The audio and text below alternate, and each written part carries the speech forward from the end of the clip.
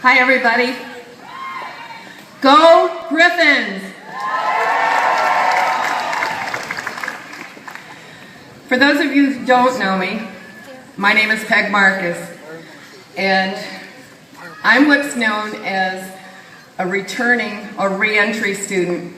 I hope some of you don't wait as long as I did to come and get an education. Sorry.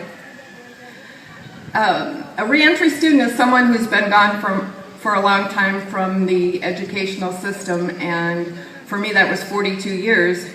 I think I have a little insight into what our student speaker, some of the things he surrounded while he was on campus, like going in my first English class and having them say, write an essay and make it in MLA format. Okay, what's MLA? Walking across campus and have students ask me, could you tell me what class you teach? Where's the administration building? One of the really nice things was getting the employee discount at Griffin Grill and the bookstore. Nah.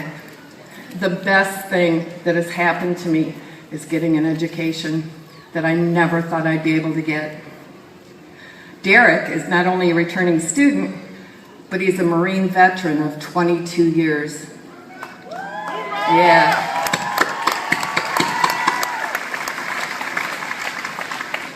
Today he's graduating with his daughter Jacqueline Jade Torrance. Jacqueline says she thinks it's really cool to have her dad as a speaker, the student speaker for her commencement and his. She said she's very proud of him, even though he has a GPA higher than hers, and that she's been going to school for the last 20 years.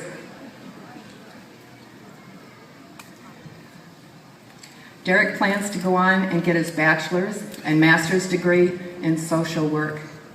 Please join me in welcoming Derrick Torrance, our student speaker.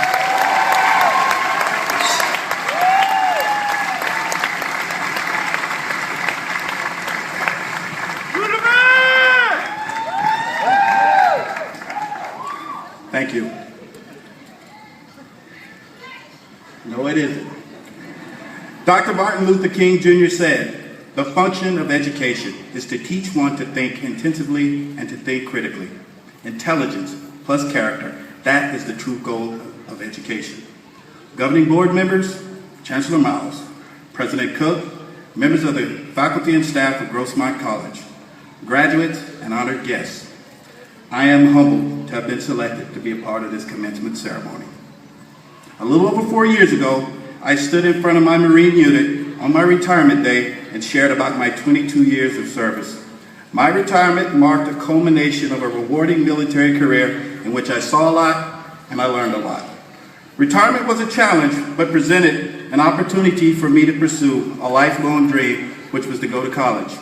It's funny, most people go to school, choose a career, then start a family. I, on the other hand, started a family, chose and completed a career, and now I'm in school. I was nervous and afraid of starting academia again, no matter how cool it being a 40-year-old freshman sounds. I mean, when I was last in the classroom, it was 1987. I had a Jerry curl, weighed about 140 pounds. It's about 100 pounds ago. The Cold War was not in the history books like it is now. It was being reported in real time by Ted Koppel on ABC Nightline. But when I walked onto this Grossmont campus back in the fall of 2009, I knew this college was an excellent choice. However, Grossmont was a huge culture shock for me. Besides being twice as old as the majority of my classmates and a conservative Republican, I did not have much experience dealing with these young people, referred to as Generation Me. I was exposed to a varied assortment of dress and mannerisms that the old gunny had not seen in the Marine Corps. I did come to realize Grossmont College is a wonderful menagerie of colors, cultures, and sounds. I remember an extraordinary woman that shared in class about her courageous flight from her home in Africa, carrying a Bible verse as she escaped the war-torn ravages and persecution of her country. She is one of the people I grew to admire and call my friend at Grossmont. I am fortunate for having an opportunity to experience such rich diversity, not only amongst the students, but the faculty and staff as well. To these wonderful professors, staff, and aides, I can only say, you're one of the main reasons I stand before you today. Your patience, understanding, and most of all, love for your profession are inspirational. Assignments, deadlines, thought-provoking lectures, coupled with your feedback on my works, helped me grow both professionally and personally. I do have one problem. I got a B on an African American history paper. I mean, really? How is that possible? Got to be more careful. At this time, I would also like to officially apologize to the math tutors that endured my emotional breakdowns and outbursts during my statistics and quadratic equation lessons in the Learning Center. Lest I forget, to my fellow veterans, having this chance to stand amongst you again at Grossmont College has been a reminder as to why I spent 22 years in the military. It's a bond we share that transcends words. For all you've done, sacrificing service for country, please continue to push forward and know that in taking care of yourselves, you're also taking care of others. As for me, Grossmont will have a special place in my heart, not only for this outstanding education I received, but also for the bittersweet memories I have here. 3 generations of my families have attended this school on this campus. We are green and gold to the core. My daughter Nicole, a previous student, and Jacqueline, who's graduating with me today, who always enjoy me yelling across the quad, "Hey everyone, there's my daughter!" Yes. No, Dad, no. I don't know him in that funny looking shirt and that hat, black socks and sandals. My 2 adorable grandchildren, Leyland and Jordan, attend the Grossmont Development Child Center. And we have waitlisted Grossmont classes for my 12-year-old daughter, Sierra, for 2019. It's never too soon. And there's, of course, my son, Andrew. He was a student here in April of 2007. I was doing pretty good when he died in a motorcycle accident. You got this, brother! Yeah.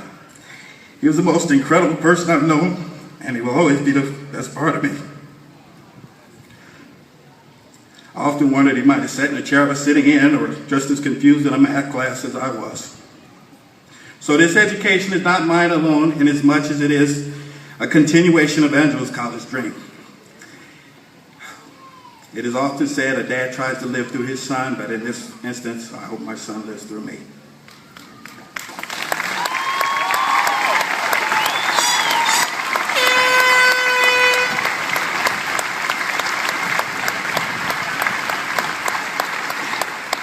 And to our class, on our special day, we go out into the world better equipped with more wisdom and knowledge. We have infinite possibilities before us. I will continue my education so I can continue to help people. Classmates, I ask that you remember, success in life isn't measured in material possessions or the number of friends you have on Facebook.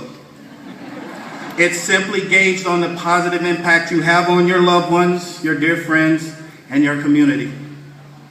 And please know that life is a road fraught with difficulty and disappointment at times. Yet let us not sit sadly and ruminate, not having done something in our lives because of this or that, but take solace in the fact that we did something worthwhile in our lives, in spite of what obstacle or circumstance stood behind or before us.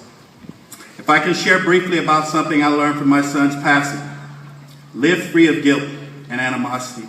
Cherish love and make the most of the time we are afforded here on this planet, because unfortunately, we don't know how how long that time is.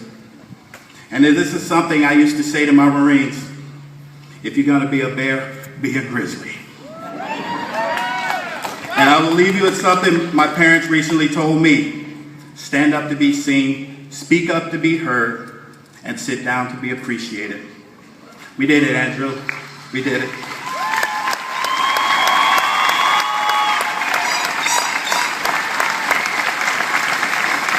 As we say in the Marines, Semper Fi, which means always faithful. Congratulations, class 2013. Hoorah!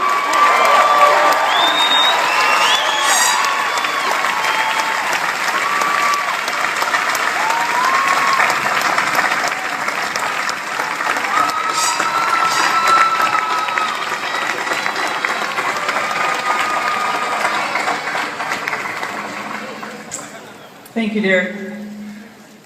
Good evening.